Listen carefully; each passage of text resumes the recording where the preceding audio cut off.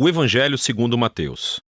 No primeiro vídeo, vimos como Mateus apresentou Jesus como o Messias da linhagem de Davi e como um novo mestre com autoridade como Moisés. E também como Emanuel, que em hebraico significa Deus conosco. Depois que Jesus anunciou e ensinou a chegada do reino de Deus, e depois que ele trouxe o reino para a vida cotidiana do povo de Israel, vimos que Jesus foi aceito por muitos, mas rejeitado por outros, especialmente pelos líderes religiosos de Israel, os fariseus. Então, a grande pergunta é como esse conflito entre Jesus e os líderes de Israel se desenrolará. A próxima grande sessão, capítulos de 14 a 20, explora todas as diferentes expectativas que as pessoas têm sobre o Messias. Então Jesus continua curando pessoas enfermas e 2 vezes ele até milagrosamente fornece comida para as multidões no deserto. Uma é composta de judeus e a outra uma multidão não judia. E esse sinal é muito semelhante àquilo que Moisés fez por Israel no deserto. E assim todas essas pessoas estão empolgadas com Jesus. Eles acham que ele é o grande profeta e o Messias, mas não os líderes religiosos. A visão que eles têm do Messias é baseada nas passagens que encontramos em Salmos 2 ou Daniel capítulo 2, sobre um Messias vitorioso que libertará Israel e derrotará os opressores pagãos. E do ponto de vista deles, Jesus é um falso mestre. Ele está blasfemando sobre quem ele é.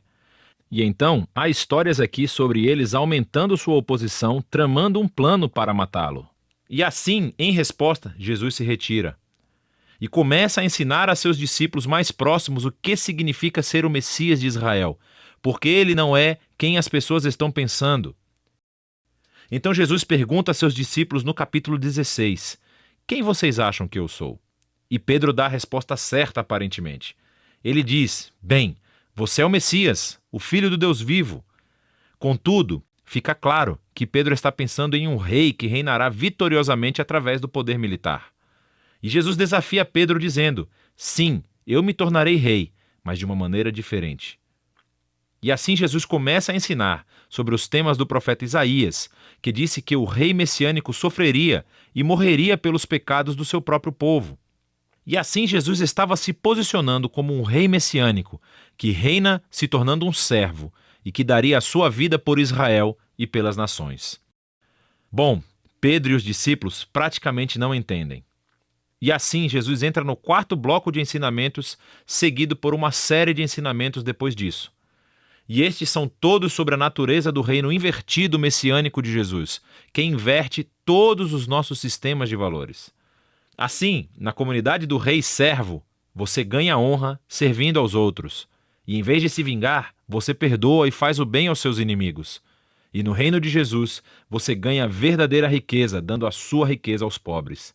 Para seguir o Messias servo, você deve se tornar um servo.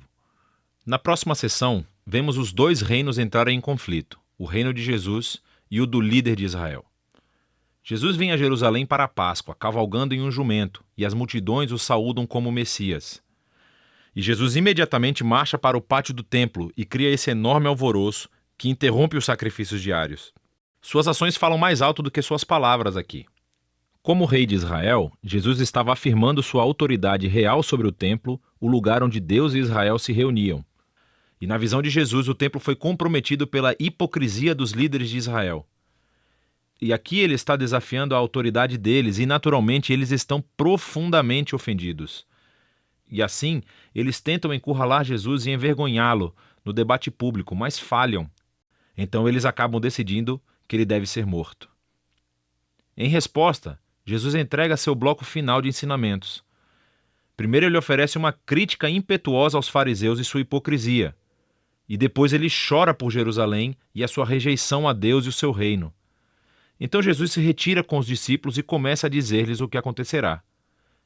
Ele será executado por esses líderes, mas ao fazer isso, eles criarão a sua própria morte.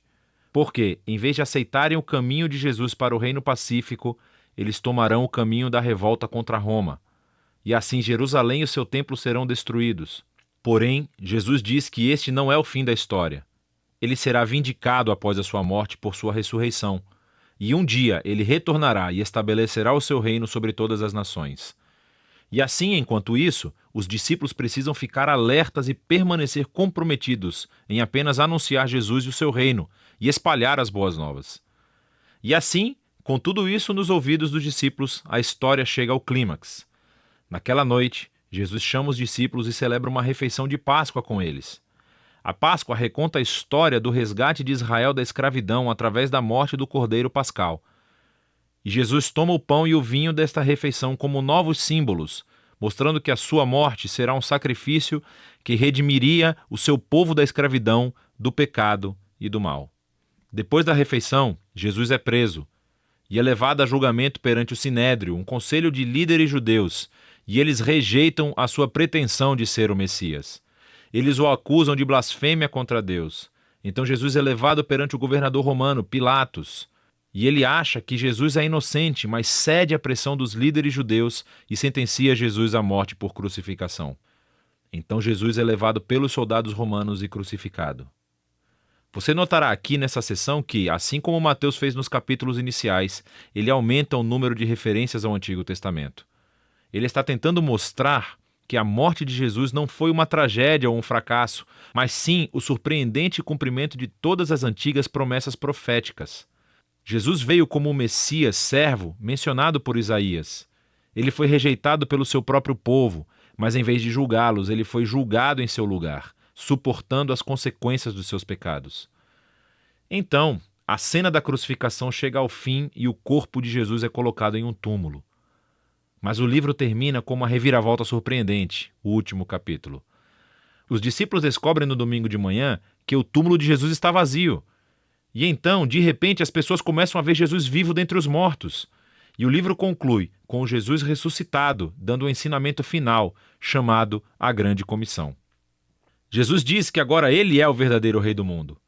E assim, ele envia seus discípulos para todas as nações com as boas novas de que Jesus é o Senhor. E que qualquer um pode se unir ao reino sendo batizado e seguindo seus ensinamentos. E ecoando de volta até o seu nome Emanuel, Deus conosco, do capítulo 1, as últimas palavras de Jesus no livro para os seus discípulos são: eu estarei com vocês. É uma promessa da presença de Jesus até o dia em que ele finalmente retornará. E este é o Evangelho segundo Mateus.